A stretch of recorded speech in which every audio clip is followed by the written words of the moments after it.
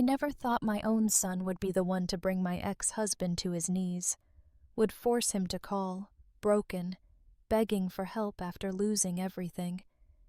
But that's exactly what happened.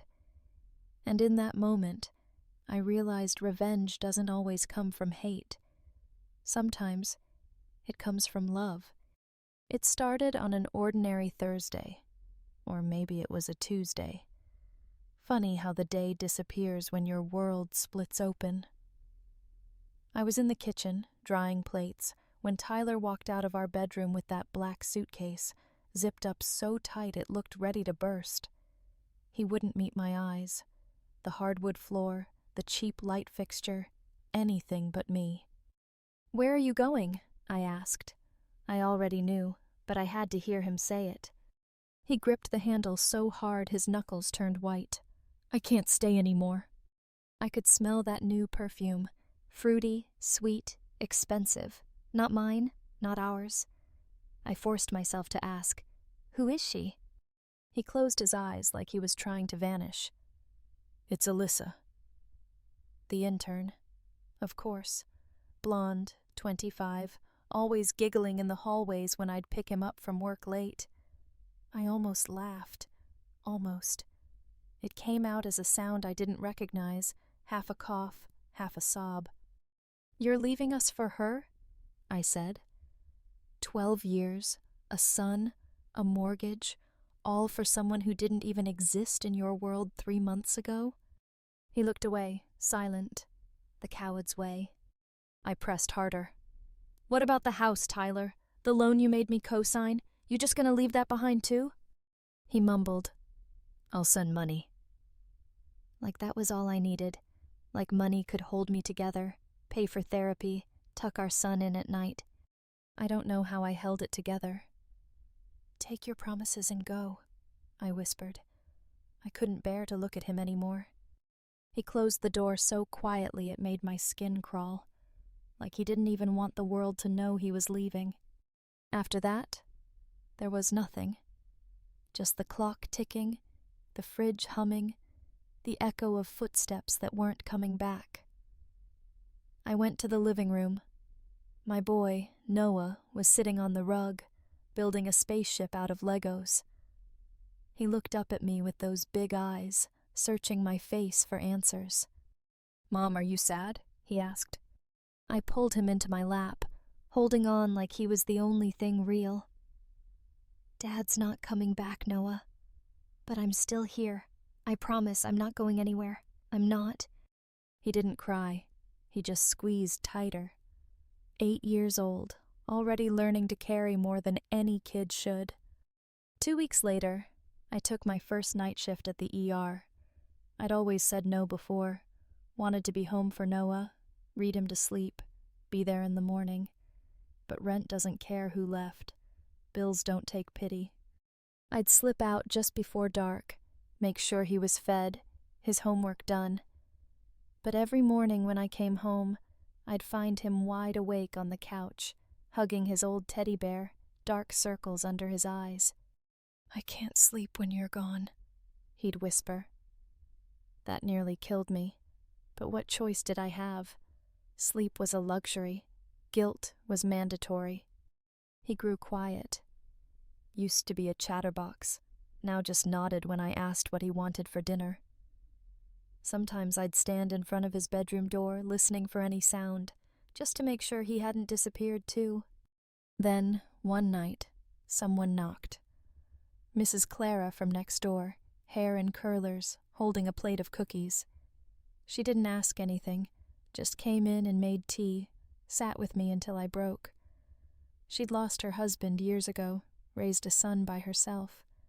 Said, "I'll watch Noah at night. You need sleep. He needs you in the morning." That's how we survived. Barely. One exhausted, broken day at a time. Then the twist.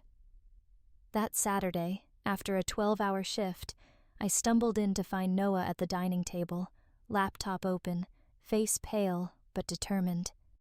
"Mom, I did something to help," he said. My stomach dropped. "What did you do, honey?" He told me he'd found files on his dad's old laptop, Contracts, spreadsheets, weird emails.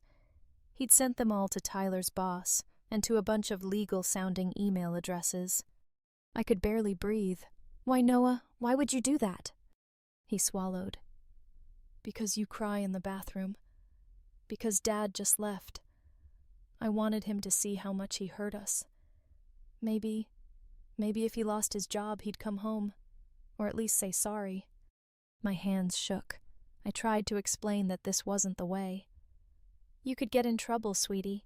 Dad could lose everything." He looked down, tears welling up. "I just wanted you to stop hurting." Later that night, my phone rang. It was Tyler. His voice, shaky, not like the man who used to lecture me about money. "I lost my job, Kelly. They're investigating me. Alyssa's gone. I have nothing." I didn't feel triumph, just emptiness. "Why are you calling me?" I asked. Not cruel, just finished. "I have no one else," he said. "I messed up. I know I did. I don't know what to do." I thought of every night I'd held our son, every bill I'd paid alone, every time I'd wanted to scream. "You made your choice," I said quietly. "Now you have to live with it." A couple days later, an email from his company's legal department confirmed it. Terminated for breach of ethics. Possible charges coming. I called Noah to the couch. "Tell me everything you sent," I said. He pulled out a little notebook. He'd written down every email, every attachment, like he was preparing for a test. I hugged him, told him it wasn't his fault, but he started sobbing anyway. "I don't want Dad to go to jail. I just wanted him to know how much he hurt you." I looked at my son, my brave, wounded boy. "You didn't ruin anything, Noah. You were trying to protect your family. But sometimes hurt people hurt people. That's not on you."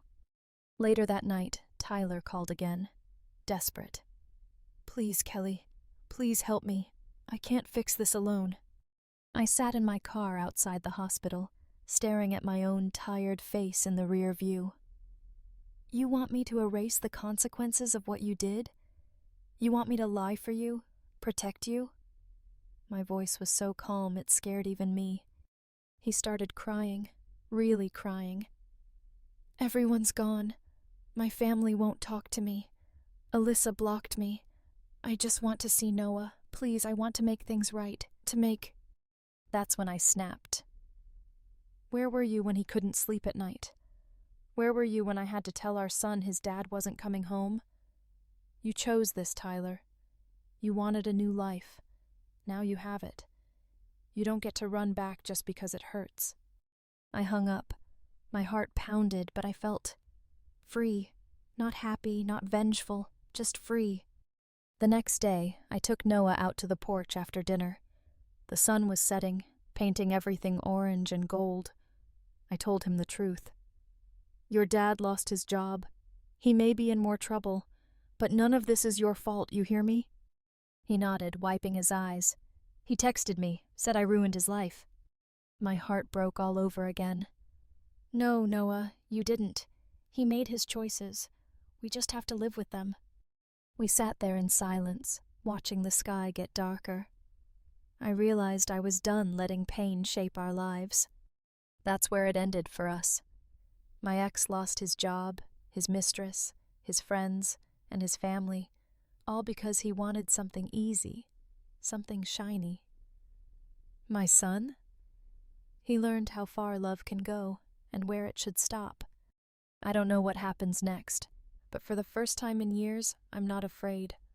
So, was it justice or just revenge?